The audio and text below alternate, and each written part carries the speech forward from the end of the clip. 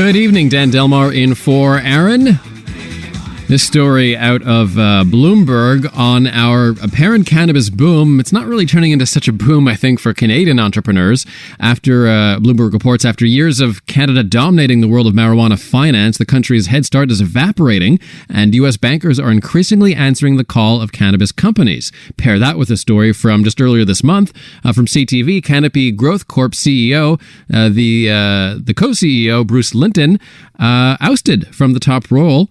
And the board as well in a surprise move earlier this month. So any connection here? Are really large American companies and venture capital going to take away all the opportunity from Canadians? Joining us now is longtime cannabis advocate and cannabis culture co-founder, I believe, Jodie Emery is with us. Welcome back, Jodie. Hey, thanks for having me on the show. Thanks for joining us. So you've been talking about this for quite a while now. We're not seeing a ton of innovation and products coming from Canada, but the Americans are moving in and taking over this business. Tell us about why this is happening. It's extremely unfortunate that decades of work saying we should legalize it has resulted in the federal government just re-criminalizing it. Cannabis is still prohibited in so many ways, and that includes in advertising, branding, marketing, and products.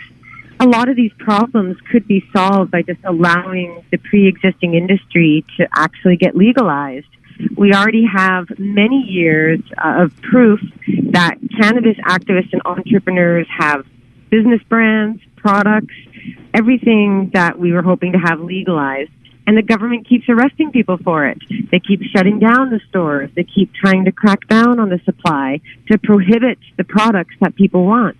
So the government isn't allowing the free market to exist. They're trying to use force and coercion to eliminate the pre-existing market and to force Canadians to buy from a very small select group of providers. And if you've been paying attention to what I post online a lot and talk about a lot, many of these licensed producers are run by former cops and politicians, prime ministers and premiers. There's 48 of them involved in the cannabis industry. So when the Liberals federally made laws that said we need to restrict and limit access to cannabis, well, that's restricting and limiting access to opportunities and jobs and innovation and the growth that legalization was supposed to create. In Ontario, they opened up the retail market a little bit. They had lotteries to determine who could open up a private weed shop. I wonder if the same sort of formula couldn't be applied to the industrial producers and hopefully open that up a little bit, get some more Canadian producers in there and take it away from American venture capital. Well, sadly, again, the model that was put into place was designed to restrict and limit access to cannabis. And that, again, is because these large licensed producers like Canopy and others were started by the chief financial officer of the Liberal Party, by the former RCMP head. And Norman Inkster, former head of the RCMP, was running the company called Metrum that was busted by the RCMP 5 years ago for buying illegal weed. But the RCMP covered it up because they wanted to protect the stock value of Canopy Growth and Metrum, which Canopy later bought.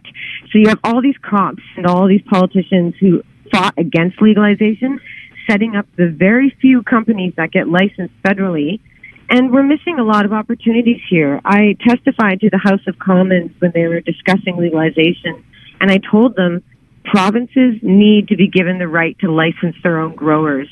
If Health Canada is the bottleneck for approving licenses, there's no way we're going to be able to get the supply in the legal market that consumers demand in the wider market.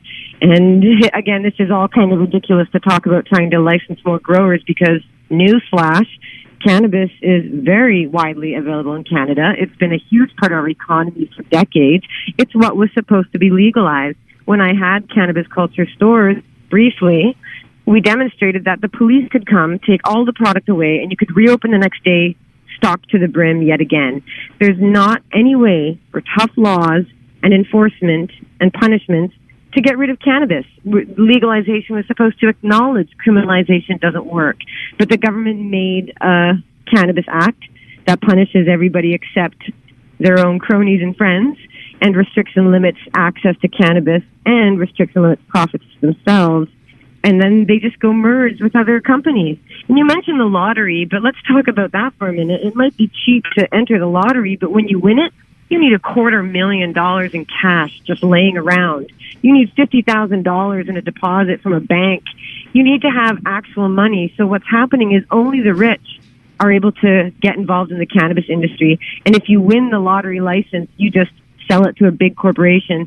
And I'd even question the validity of that lottery, because it's no coincidence in my mind that Canopy Growth, their chief of recreational cannabis, David Bigioni, his sister, Lisa Bigioni, won a license, and she works for the Ontario government, so figure that out.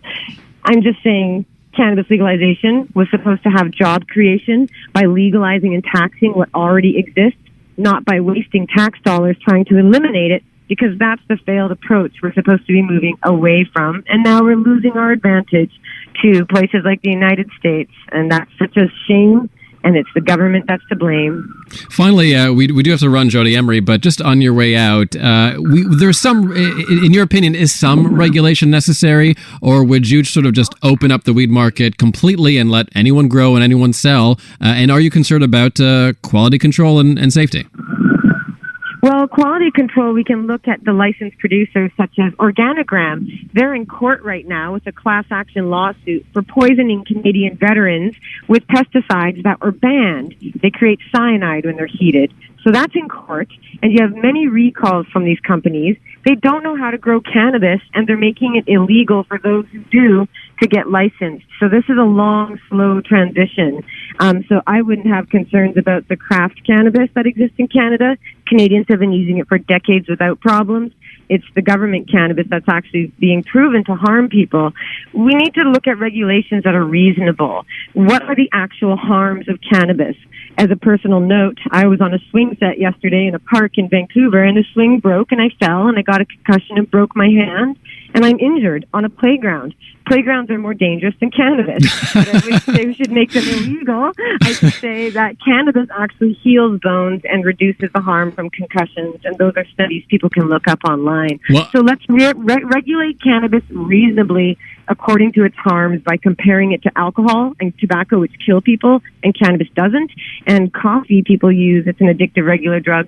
We should regulate it close to coffee, but with reasonable regulations, not based on fear and hysteria. Jodie Emery of Cannabis Culture, I'm sorry to hear that you injured yourself. Best of luck, and I hope you have a speedy recovery. Great, thank you. And of course, medical cannabis will help me out, so I'm all right with that. I figured. Thanks very much. And yeah, she had me up until the playgrounds might be more dangerous than cannabis. Not quite sure I'm going to endorse that comment, but what I would say is that the Jodie Emerys of this world should become legitimate entrepreneurs, just like we turned alcohol entrepreneurs 100 years ago in the wake of American Prohibition into real Canadian businesses. We're taking this giant industry and we're handing it right over to American venture capital. That's the legacy of the Trudeau government here. So it's not good for entrepreneurship in Canada, and we're missing out on a big boom. I think we messed this one up.